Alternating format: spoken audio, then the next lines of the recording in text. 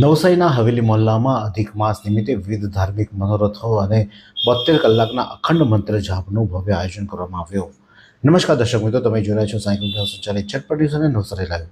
નવસારી શહેરના મોટા બજાર વિસ્તારમાં આવેલા હવેલી મોહલ્લા સ્થિત ગોકુલચંદ્ર માજી મંદિર ખાતે વૈષ્ણવ યુવા મંડળ દ્વારા પવિત્ર અધિક માસ નિમિત્તે વિવિધ ભવ્ય ધાર્મિક કાર્યક્રમ અને મનોરથોનું સુંદર આયોજન કરવામાં આવ્યું છે. આજની યુવા પેઢીમાં પોતાના ધર્મ પ્રત્યે જાગૃતિ આવે અને તેઓ સંસ્કારોથી પરિચિત થાય તેવા શુભ આશય સાથે આ સમગ્ર મહોત્સવનું આયોજન હાથ ધરવામાં આવ્યું છે. આ ધાર્મિક મહોત્સવ અંતર્ગત વૈષ્ણવ માટે ઠાકોરજીના વિવિધ સ્વરૂપોના અલૌકિક દર્શનની વિશેષ ઝાંખી તૈયાર કરવામાં આવી છે, જેમાં ગિરિરાજજીના દર્શન, યમુનાજીના દર્શન, 84 બેઠકજીના દર્શન, 7 નિધિ સ્વરૂપના દર્શન તેમજ રમણ રેતીના ભવ્ય દર્શનનું આયોજન કરવામાં આવ્યું છે, જે શ્રદ્ધાળુઓ માટે આકર્ષણનું કેન્દ્ર બન્યા છે. આ સાથે જ મંદિરમાં સતત 72 કલાક સુધી નોન સ્ટોપ અષ્ટાક્ષર મંત્ર જાપ એટલે કે અખંડ ધૂનનું પણ વિશેષ આયોજન કરવામાં આવ્યું છે. ત્યારે આ અંગે ત્યાંના રહેવાસી આકાશભાઈ પટેલ શું કહે છે, આવો સાંભળીએ. મારું નામ આકાશ પટેલ છે. હવેલી મોહલ્લાનો રહેવાસી છું. હવેલી મોહલ્લો મોટા બજાર ગોકુલચંદ્ર માજી મંદિર યુવા મંડળના વૈષ્ણવ યુવા મંડળના અમે સભ્ય છે. આ આયોજન અધિક માસ નિમિત્તે આયોજન રાખવામાં આવ્યું છે, જેમાં ગિરિરાજજીના દર્શન છે, યમુનાજીના દર્શન છે, 84 બેઠકના દર્શન છે, 7 નિધિ સ્વરૂપના દર્શન છે અને રમણ રેતીના દર્શન છે.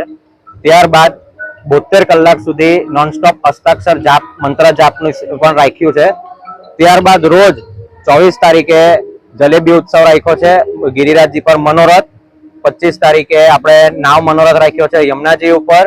ત્યાર પછી 25 તારીખે રાત્રે 10 વાગ્યા પછી અહીંયા 84 બેઠક પર તુલસી વિવાહની આયોજન રાખ્યું છે.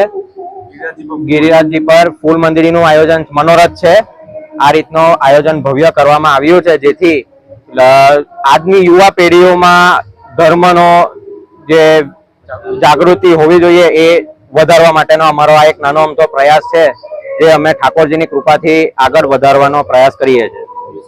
26મીએ મેન અધિક માસ નિમિત્તે પુરુષોત્તમ યજ્ઞનું આયોજન પણ રાખ્યું છે, જેની સાંજે 6 વાગ્યાથી 6:30 7 વાગ્યા સુધી પૂર્ણાહુતિ થશે. ત્યારબાદ મહાપ્રસાદનું આયોજન પણ રાખવામાં આવ્યું છે, જેના પાસ અમે અહીંયાથી આપીએ છીએ અને અવશ્ય પાસ લીધા વગર કોઈ પણ આવશે તો એને એન્ટ્રી નહીં મળશે.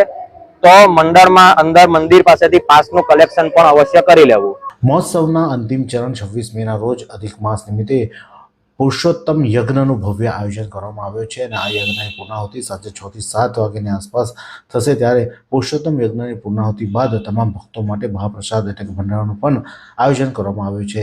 ત્યારે આ વ્યવસ્થાને પણ ખાસ કરીને પાસ સિસ્ટમનું આયોજન કરવામાં આવ્યું છે, જેમાં લોકોને મહાપ્રસાદનો લાભ લેવા માટે પણ આહ્વાન કરવામાં આવ્યું છે. ત્યારે આ જ પ્રકારના અવનવા સમાચાર માટે જોતા રહો સાંઈ કુંભ સંચાલિત ઝટપટ ન્યૂઝ અને નવસારી લાઈવ. આ સુંદર સૃષ્ટિને નિહાળવા માટે હજારો લોકો પાસે દ્રષ્ટિ નથી અને એ ત્યારે જ શક્ય બને જ્યારે કોઈ ચક્ષુદાન કરે. તો તમારા સ્વજનો સાથે મળી એક સુનિશ્ચય લઈએ, ચક્ષુદાનને પરિવારની પરંપરા બનાવીએ. Visit Sant Punit Chakshu bank, rotary eye institute Navsari. Call 7069006329.